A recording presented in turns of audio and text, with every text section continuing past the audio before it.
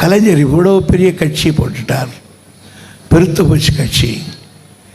ஸ்டாலின் அந்த பொறுப்பை ஏற்க போகிறார்.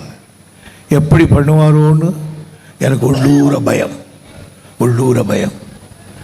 ஆனால் ஸ்டாலினை எனக்கு அரட்டவஜர் காலத்தில் தெரியும், அவருடைய வேகமும் தெரியும்.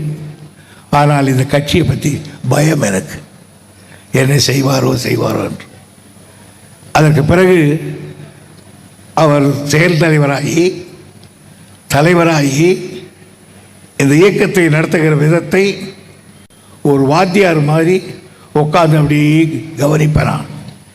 எப்படி பண்ணுறார், எப்படி அப்ரோச் பண்ணுறார், இந்த பிரச்சனை கட்சிக்காரன் சொல்கிறாரு இதை எப்படி பேசுகிறார், அனுப்பிச்சிட்டு போகிறாரா, வெறுத்துக்கிட்டு போகிறாரா பண்ணுவேன். அதில் அற்புதமாக செய்து கட்சியிலே இந்த கட்சியை கட்டி காத்துட்டார்.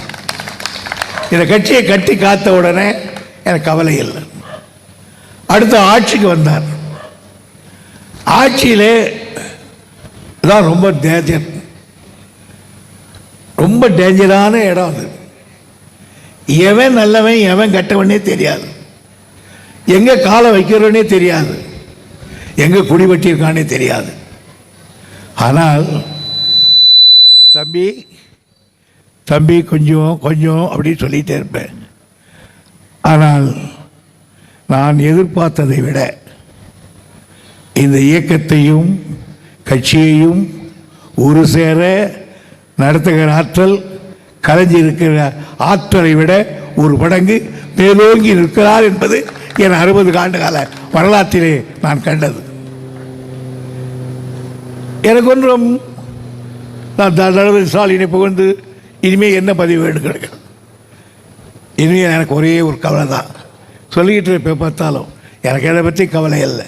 என் கட்சி நிற்கணும், இனிமேல் இருக்கணும், அதுதான் எனக்கு வேண்டியது. அதுதான் நான் வளர்த்த கட்சி. நான் 70 வருஷம் நான் பேசாத ஊர் இல்லை, போகாத ஊர் இல்லை, போகாத ஜெயில் இல்லை, படாத பாடு இல்லை. அவ்வளவு தாங்கிடும். இப்போ சொன்னாரே நான் விசாவில் இருக்கேன்,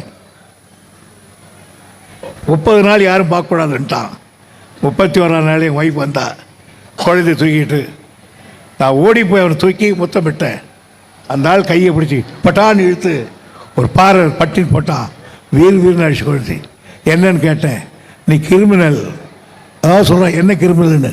நீ ஒரு கால் குழந்தைய கொண்டுவிட வேண்டாம். அன்றைக்கி சொன்னேன் என் ஒய்ஃபுக்கு, நான் விடுதலை ஆடி வருகிற வரையில் அவனை வீட்டுக்கு என் முன் கொண்டு வராதன்னு.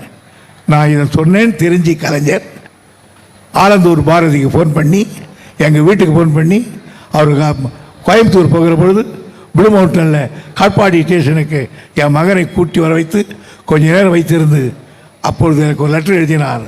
வாலிபத்தின் வசந்தத்தில் இளைப்பாற வேண்டிய நீ வெங்கொடுமை சாக்காட்டில் வாடுகிறாய் என்று கேட்டு உனக்காக என் உள்ளம் அழுகிறதடா என்று ஒரு கடிதத்தை எழுதி அனுப்பினார்கள். ஆகியனால் அதெல்லாம் சகஜம். இன்றைக்கு நிர்வாகத்தை நடத்துகிறார் தளபதி அவர்கள்.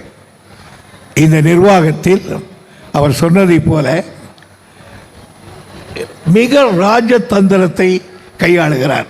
அதான் எனக்கு அது தலைவருக்கு தான் அந்த தைரியம் உண்டு, ராஜதந்திரம். பாதகம் செய்பவரை கண்டால் நாம் பயம் கொள்ளலாகாது பாப்பா, மோதி மிதித்து விடு பாப்பா, அவர் முகத்தில் உமிழ்ந்து விடு பாப்பா.